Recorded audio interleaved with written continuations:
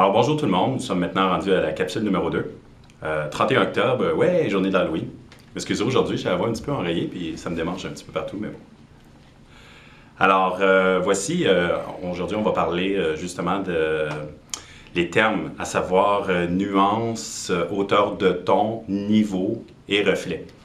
C'est une grande problématique en coiffure, client versus coiffeur. Donc, les gens, ils sont un peu désemparés. Des fois, on arrive avec des questions de genre, ouais, j'aimerais ça avoir un blond brun, marron, machin. Donc là, à un moment donné, vous vous dites, OK, on va essayer de faire une petite capsule éducative.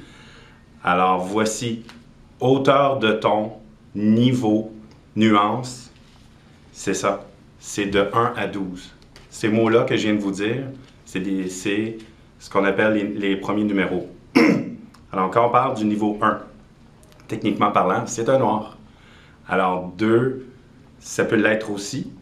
Mais 3, 4, pour sûr, ça c'est un brun.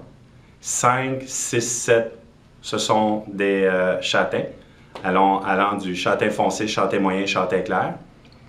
8, 9, 10, ce sont des blonds. 11, 12, et bien des platines.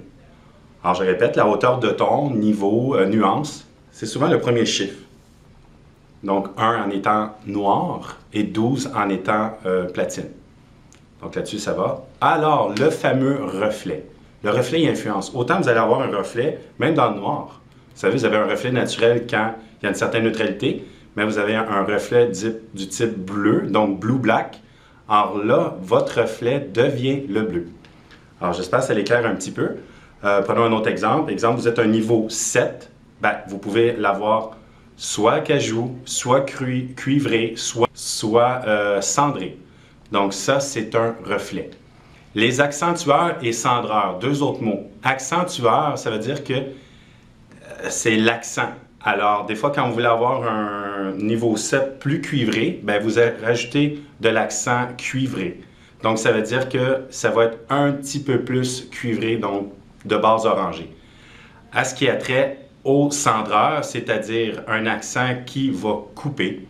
Alors, il est vrai que techniquement parlant, on peut couper une couleur chaude avec de l'accent, mais le mieux à faire, c'est de démaquiller. Encore là, attention, là je m'adresse plutôt aux coiffeurs, bon, vous savez de quoi je parle, mais sinon, à retenir l'accent, cendreur est là pour couper, si vous voulez, le trop de couleur.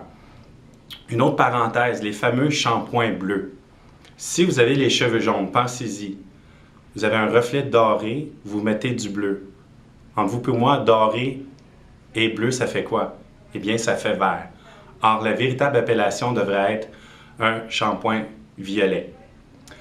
Donc, c'est tout pour aujourd'hui. J'espère que vous avez su un petit peu débroussailler. Joyeux Halloween!